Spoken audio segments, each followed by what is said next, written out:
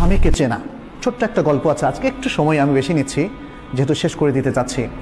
আমি বেশি নেব না ইনশাআল্লাহ, আশা করি 5-6 মিনিটের মধ্যে শেষ করব। স্বামীকে চেনা। স্ত্রীদের উচিত হচ্ছে স্বামী কি পছন্দ করেন, যেহেতু স্বামী আপনার প্রিয়জন, আপনি স্বামীকে কাউন্টার পার্ট হিসেবে দেখবেন না, তিনি আপনার প্রতিদ্বন্দ্বী নন। সুখী পরিবারের মধ্যে স্বামী হচ্ছে স্ত্রীর প্রিয়তম ব্যক্তি। অতএব স্বামী কি পছন্দ করেন, স্বামী কি পছন্দ করেন না, এটা স্ত্রীকে জানতে হবে। এখানে ছোট্ট একটা গল্প আপনাদের সামনে বলছি। এই গল্পটা উল্লেখ করেছেন মাজান আল ফুরাই। তিনি বলছেন, একজন স্বামী তার বন্ধুকে বলল যে আমি 20 বছর ধরে সংসার করছি, অথচ আমার স্ত্রীর মধ্যে আলহামদুলিল্লাহ এমন কিছু দেখিনি যা আমাকে রাগান্বিত করে।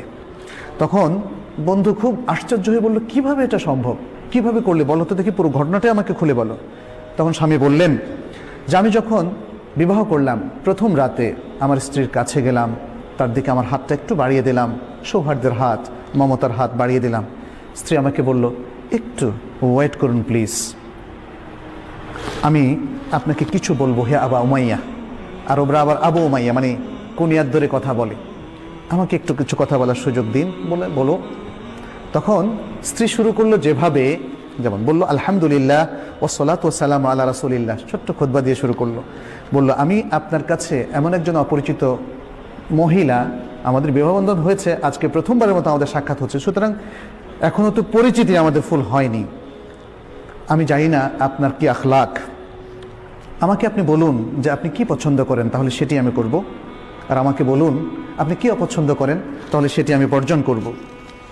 এভাবে এতটুকু কথা বলে তিনি কি বললেন, যেটা আমরা খুতবায় বলি, আকুলু কাউলি হাদা ওয়া আস্তাগফিরুল্লাহ লি ওয়া লাক, আমি আমার এই কথাটা আপনার সামনে পেশ করলাম, আর আপনার জন্য আমার জন্য আল্লাহর কাছে আমি ইস্তেগফার করছি।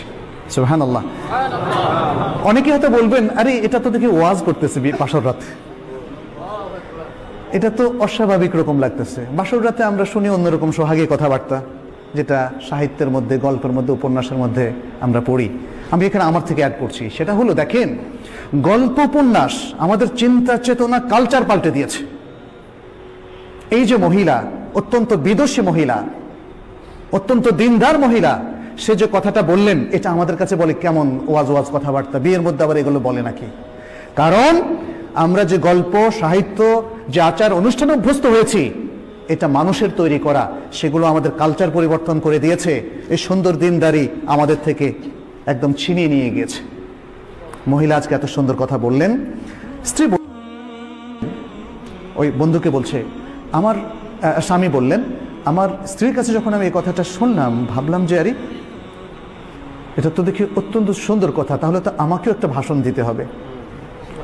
তখন তিনি বললেন, কি বললেন, আলহামদুলিল্লাহ ওয়া উসাল্লি আলা নবী ওয়া আলিহি ওয়া সাল্লাম, সকল প্রশংসা আল্লাহর জন্য এবং নবী সাল্লাল্লাহু আলাইহি ওয়াসাল্লামের উপর সালাতু সালাম।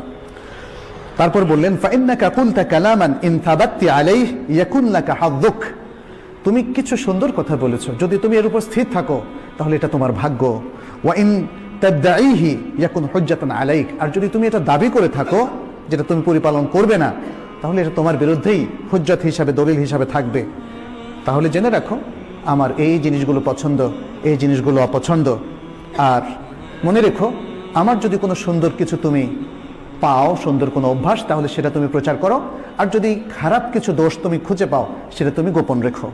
স্ত্রী বললেন এরপরে, আচ্ছা ঠিক আছে, এটা আমি মেনে নিলাম, আমার পরিবার পরিজন যদি আপনার সাথে দেখা করতে আসে, এটা আপনার কাছে কেমন মনে হবে, কেমন ভালোবাসবেন আপনি? বলল যে খুব বেশি জিয়ারত করুক এটা আমি চাই না, মাঝে মাঝে করতে পারে। এরপরে তিনি বললেন, স্ত্রী জিজ্ঞেস করলেন যে আপনার প্রতিবেশীদের মধ্যে আপনার ঘরে কারা কারা আসুক বলে আপনি মনে করেন এবং কাদেরকে আপনি নিষেধ করেন? তখন তিনি বললেন যে আমার প্রতিবেশীদের মধ্যে এরা খুবই সজ্জন ব্যক্তি, এরা আমাদের বাসায় আসতে পারে, আর এরা অসৎ, এরা আমাদের বাসায় আসবে না। তারপরে স্বামী তখন তার বন্ধুকে বললেন যে ওই রাতটা ছিল আমার জীবনের সেরা রাত, একটা সুন্দর রাত আমি যাপন করলাম আমার স্ত্রীর সাথে। এরপরে আরেকটা ঘটনা তিনি বললেন যে 1 বছরের মাথায় এভাবে চললো, আমি আমার স্ত্রীকে খুব ভালো স্ত্রী হিসাবে পেয়েছি, এবং তারপর আমার শাশুড়ি একদিন 1 বছরের মাথা আমি এসে দেখলাম আমার বাসায় আসলেন, আমাকে জিজ্ঞেস করলেন যে তোমার স্ত্রীকে তুমি কেমন পেয়েছো? আমি বললাম অত্যন্ত ভালো স্ত্রী হিসাবে আমি পেয়েছি, যিনি আপনার কন্যা। তারপর আমার শাশুড়ি আমাকে বললেন, হে আবু উমাইয়া, কিছু নসিহত করলেন। দেখো, ছেলেরা বা পুরুষেরা তাদের ঘরে তাদের প্রিয়তমা স্ত্রীর কাছে কখনোই অকল্যাণকর কিছু পায় না।